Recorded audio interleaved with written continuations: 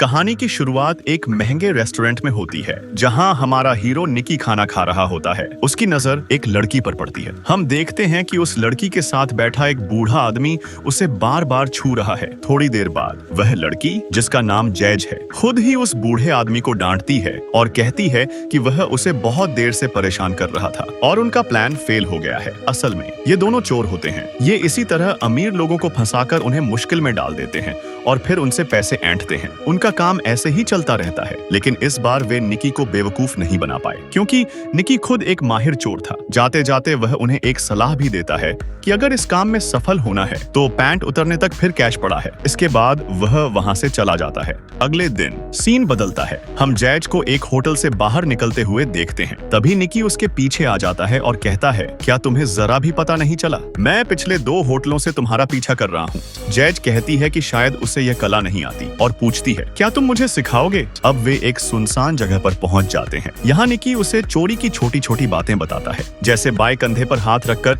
दाएं हाथ की घड़ी कैसे निकालें, आंखों में आंखें डालकर नीचे से अंगूठियां कैसे गायब करें और ध्यान भटकाकर दूसरी जेबों से सामान कैसे निकालें। वह समझाता है कि तुम लोगों का ध्यान हटाकर दूसरी जगह से उनका सामान चुरा सकते हो। तुम्हें बस इसकी प्रैक्टिस करनी है और जैसे ही तुम इसमें माहिर हो जाओगी तो तुम्हें अमीर बनने से कोई नहीं रोक सकता। इस पर जैज कहती है, क्या तुम मुझे अपनी टीम में रख सकते हो? क्योंकि मुझे तुम्हारे जैसे टीचर की जरूरत है और अगर तुम मेरे पीछे पीछे यहाँ तक आए हो तो इसका मतलब जरूर मुझ में कोई बात है। और इस बीच निकी एक डर्बी मैच के लिए पूरा हॉल बुक करवाने आया था। इस प्लान का पता फिल्म के आखिर में चलेगा कि वह यहाँ क्यों आया था। इसके बाद हम देखते हैं कि जैज उसे ढूंढते ढूंढते लंदन तक आ पहुंची थी और कहती है कि उसे ढूंढने के लिए उसने 3 हयात होटलों में पूछताछ की है। वह निकी से उसे एक अच्छा चोर बनाने की जिम्मेदारी लेने को कहती है। निकी का कहना था कि वह अभी परफेक्ट नहीं है, उसे बहुत कुछ सीखना बाकी है और उसकी टीम में सिर्फ परफेक्ट लोग ही रहते हैं, क्योंकि हम पेशेवर हैं। हम ऐसे चोरी करते हैं कि सामने वाले को पता भी न चले। तो जैज कहती है, क्यों ना मुझे तुम एक मौका देकर देखो। अगले दिन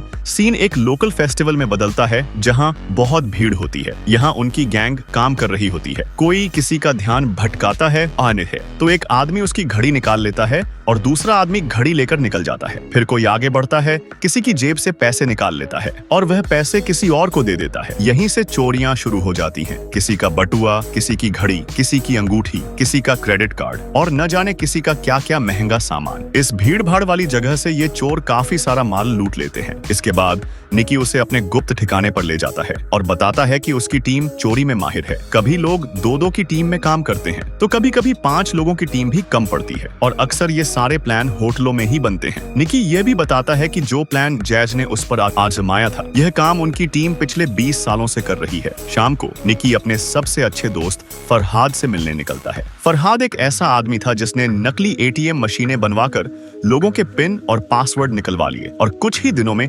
चक्सफिन मिलियन से ज्यादा कमा लिए। लेकिन किस्मत खराब, वह पैसा उसके पास ज्यादा दिन नहीं टिक पाया क्योंकि उसे लड़कियों का शौक था। इसके बाद अब यहाँ फरहाद कहता है, क्या तू कभी इसके साथ सोया? ये तो बड़ी कमाल की आइटम लग रही है। मगर निकी कहता है कि वह कर्मचारियों के साथ ऐसा नहीं करता। अगर यह कोई प्रोस्टिट्यूट या फीमेल एस्कॉर्ट सर्विस से होती तो वह एक बार इसके बारे में जरूर सोच सकता था। इसके बाद वे लोग अपने अड्डे पर पहुंच जाते हैं जहां चुराई गई चीजों को तुरंत काले बाजार में बेच दिया जाता था। जो नकद पैसा होता था उसे तो वे खुद रख लेते थे, मगर क्रेडिट कार्ड का सारा बैंक बैलेंस खाली करके उसे फेंक दिया करते थे। इसी बीच आगे बढ़ते हुए जैज को एक महंगा हार भी दिखाई पड़ता है तो निकी बताता है कि इसे यहीं छोड़ दो, ये किसी अमीर औरत का होगा। अगर देख लिया तो पकड़ी जाओगी। इसे काले बाजार में बेचना होगा। अब रात काफी ज्यादा हो चुकी थी तो जैज निकी को होटल तक छोड़ने के लिए कहती है और होटल में तो आपको पता ही है क्या क्या होता है। अगली सुबह सीन बदलता है। हम फरहाद को देखते हैं। ये दोनों ही एक महंगे से रेस्टोरेंट में बैठकर सुबह का नाश्ता कर रहे थे और हंस हंस कर बातें कर रहे थे। वे अपनी हाथ की सफाई से चीजें गायब कर लेते हैं और अब रात को इनके अड्डे पर जश्न का माहौल होता है क्योंकि सारे खर्चे निकाल देने के बाद भी इनके पास 8.2 बिलियन यूरो होते हैं ऐशो आराम की जिंदगी पाने के लिए। तो यहाँ पर जिन भी लोगों का हिस्सा होता है उन सभी को मिल जाने के बाद अब जो 8.2 बिलियन यूरो होते हैं ये बेसिकली पूरे के पूरे निकी के ही होते हैं। जब एक आदमी अपने घोड़े पर पैसा लगाता है तभी वहाँ जैज पहुँच जाती है और कहती है, क्या तुम इन दोनों टिकटों की बात कर रहे हो? तो निकी कहता है, अब तुम इस खेल में धीरे धीरे माहिर होती जा रही हो। अगली सुबह सीन बदलता है। ये दोनों स्टेडियम के एक ऐसे हॉल हॉल में पहुंचे होते हैं जो आम पब्लिक के लिए नहीं था, वह सिर्फ वीआईपी के लिए था। अब यहाँ पर ये दोनों बैठकर मैच का मजा लेने लगते हैं। तो जैज कहती है, यार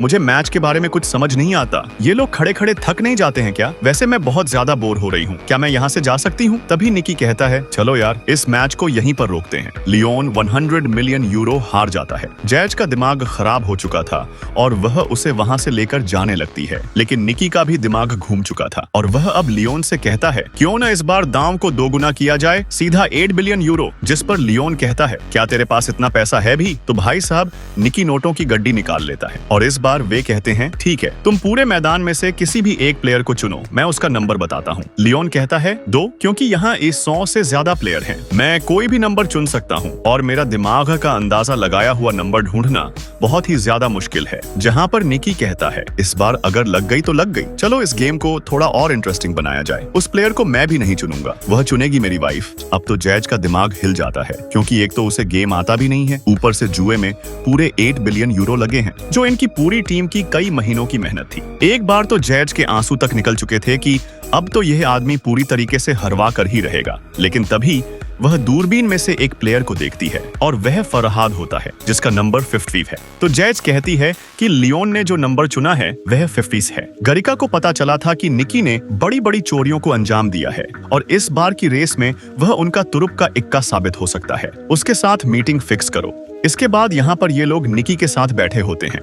गरिका का प्लान ये होता है कि वह एक रेसर है। उसकी पूरी टीम ने एक्सार नाम का एक बहुत ही बढ़िया फंक्शन बनाया है, जिसका मतलब है कि उसकी मदद से कोई भी गाड़ी हवा से बातें कर सकती है और अभी तक यह टेक्नोलॉजी बाकी किसी रेसर या किसी इंजीनियर या किसी और बड़ी कार बनाने वाली कंपनी के पास नहीं है और अगले कुछ सालों तक सिर्फ वही अपनी कार के साथ विनर रहना चाहता होता है। लेकिन इस बार उसका मुकाबला एक ऐसे रेसर से है जिसने कई रेस को जीती थी और इस बार वह उससे हारना भी नहीं चाहता था और अगले कई सालों तक अपना नाम बनाए रखना चाहता था। तो इस बार गरिका का प्लान ये होता है कि वह अपने एक्सार की एक कॉपी मैक्वीन को बिकवा देगा और उसे विश्वास दिला देगा कि तुम्हारी कार सबसे तेज है, मगर वह सिर्फ एक छोटा सा बग होगा जो आगे चलकर इनकी कारों में थोड़ी गड़बड़ी कर देगा और वे लोग हर बार इस मैच को हारते जाएंगे। इस पर निकी बताता है कि वह गरिका का एक पुराना कर्मचारी बनकर एक पार्टी में उस पर शराब गिरा देगा, उसे मारेगा पीटेगा और ऐसा लगेगा कि उसने उसका काम छोड़ दिया है। इसे देखकर मैक्वीन उसके पास आएगा, उसे काम पर रखेगा और निकी उसे एक्सार बेच देगा, मगर 1 साल की बेचने वाली टीम में जो पैसा मैक्वीन से आएगा उसे वह रखेगा और ऊपर से गरिका के 8 मिलियन अलग से। तो गरिका कहता है, ठीक है डील डन, कोई बात नहीं। सीधे उस दिन का सीन आता है जहां पार्टी चल रही होती है। शहर के बड़े बड़े अमीर लोग वहां मौजूद होते हैं। यहाँ नेता, पुलिस वाले, बड़े बड़े रेसर, हर कोई आया हुआ होता है। अब यहाँ पर जैसा कि प्लान होता है कि वह शराब पिएगा और फिर गरिका को गालियां देगा और उसकी कंपनी को लात मारकर वहां से निकल जाएगा। लेकिन ऐसा करने से पहले गड़बड़ हो जाती है और वहां पर वह जैज को देख लेता है। उसकी पुरानी यादें ताजा हो जाती हैं और इसी के साथ प्लान में गड़बड़ियां होना भी शुरू हो जाती हैं, मगर फिर भी उससे यह काम करना ही था। तो वह सीधा शराब पीकर लड़ने के लिए गरिका के पास पहुंच जाता है और नॉर्मली सिर्फ उसे झगड़ा करना था, मगर वह तो गरिका को मुक्के मार के आ जाता है और कहता है कि ये तुमने मुझसे मेरी चीज ली और मैं अब तुम्हें पूरी तरीके से बर्बाद करके रख दूंगा। अब ये डायलॉग वगैरह मैक्वीन के लोग और मैक्वीन खुद सुन लेते हैं, तो वे आकर उसे अपना कार्ड देकर जाते हैं और कहते हैं कि कल दिन में लंच साथ में करते हैं। अब यहाँ पर मैक्वीन उसे कहता है कि जहाँ पर प्लान के मुताबिक निकी बताता है कि उसके पास उसका एक्सार फंक्शन है जो गाड़ियों को बहुत तेज स्पीड में भगाता है, अगर वह उसे मैक्वीन को दे देगा तो उसे उसके बदले 3 मिलियन यूरो चाहिए। इस बात पर मैक्वीन हाँ कह देता है, मगर फिर भी निकी का ध्यान उस डील पर कम और वहाँ मौजूद जैज और गरिका पर होता है। अब थोड़ी देर में जब गरिका साइड होता है तो वह जैज से बात करने के लिए पहुंच जाता है और कहता है कि मैं बदल चुका हूँ, मैंने मेरी लाइफ में पिछले 9 सालों से चोरियां तक भी नहीं की हैं, यह पुराना काम छोड़ दिया है, क्या तुम मेरी लाइफ में वापस लौट आओगी, क्योंकि मुझे तुमसे कहीं न कहीं प्यार हो चुका है। जिस पर जैज कहती है कि समय बदल चुका है और वैसे भी अब मैं गरिका के साथ में बहुत खुश हूँ, वह मुझसे बहुत प्यार करता है, मेरा ध्यान भी रखता है और अब मैं भी यार अमीरों की लाइफ जीना चाहती हूँ। तो जरा मुझसे दूरी बनाए रखो।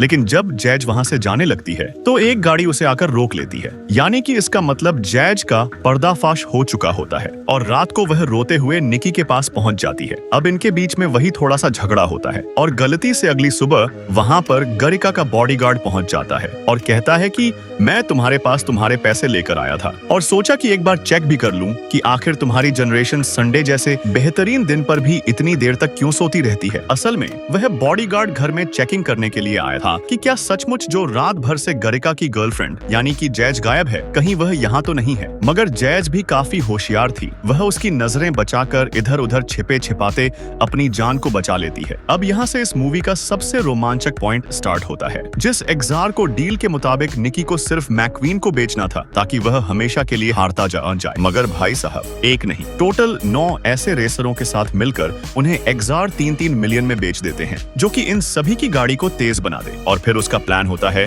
जैज के साथ हमेशा के लिए निकल जाना, क्योंकि अब उसने एक बड़ा हाथ मार लिया होता है। लेकिन रास्ते में आगे जाते वक्त उसे गरिका के लोग पकड़ लेते हैं और कहते हैं कि क्या तू मुझसे चालाकी करेगा। मैक्वीन के पूरे ग्रुप में मेरे कुछ जासूस भी मौजूद हैं, जिनसे मुझे पता चला कि मेरा बनाया गया सबसे तेज सॉफ्टवेयर सिर्फ और सिर्फ मैक्वीन के पास ही नहीं बल्कि यह पूरी इंडस्ट्री के हर रेसर के पास में है। तुमने तो मेरा मजाक बनाकर रख दिया, तुम्हें तो मैं बर्बाद कर दूंगा। गरिका कहता है मुझे हमेशा से मेरे घर वालों ने यही सिखाया था कि किसी पर भी विश्वास मत करना। मैंने शुरुआत में तुम्हारे ऊपर विश्वास करके गलती कर दी, चलो वह सब तो ठीक है, उसमें कॉपी हो गई। यह सुनकर तो जैज को भी बहुत ज्यादा नहीं करती थी, वह तो यहाँ पर सिर्फ उसकी घड़ी चुराने के लिए आई थी। तो निकी कहता है कि तुम्हारी जैसी बेवकूफ मैंने कहीं नहीं देखी, इतने अमीर शख्स के पास में सिर्फ और सिर्फ तुम उसकी घड़ी चुराने के लिए आई थी, तुम तो बहुत कुछ चुरा सकती थी। खैर अब इन चोरों की बातें सुनकर गरिका का दिमाग खराब हो चुका होता है और वह अब इनको जान से मारने वाला होता है। तभी उनका बॉडीगार्ड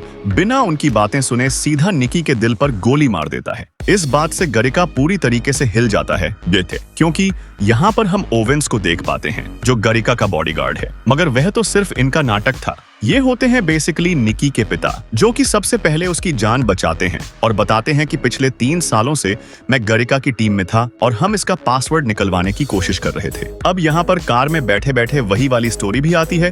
जब ये लोग रेस्टोरेंट में बैठे होते हैं तो निकी ने जैज को डोलेड पैनिक पॉइंट के बारे में बताया था कि अगर तुम्हारा कोई भांडा फूटने वाला है तो अपने ही दोस्त को गोली मार दो ताकि इल्जाम तुम पर न लगे। तो ये यहाँ पर साबित हो जाता है और यहाँ पर इनके जो पिताजी, जो कि हमेशा इसे माइलो कहा करते थे, वह इसे छोड़कर पैसा लेकर निकल जाते हैं, क्योंकि उनका कहना था कि प्यार नहीं करना चाहिए, प्यार हमेशा बर्बाद करता है और तूने प्यार करके गड़बड़ करी तो सारा पैसा मैं रखूंगा। मगर इस बार निकी को पैसे नहीं चाहिए थे, क्योंकि उसे उसका प्यार जैज मिल चुका था और ये लोग हॉस्पिटल की ओर निकल जाते हैं और मूवी यहीं पर खत्म हो जाती है। आई होप गाइज कि ये वीडियो या एक्सप्लेनेशन आप लोगों को पसंद आई हो, और अगर पसंद आई है तो please do comment, like and share this video. और अगर पहली बार इस चैनल पर आए हैं तो प्लीज इसे सब्सक्राइब जरूर कीजिएगा, क्योंकि ऐसी ही बेहतरीन मूवीज मैं आप लोगों के लिए लाता रहता हूँ। सो तब तक के लिए keep watching and stay safe. मिलते हैं अगले वीडियो में।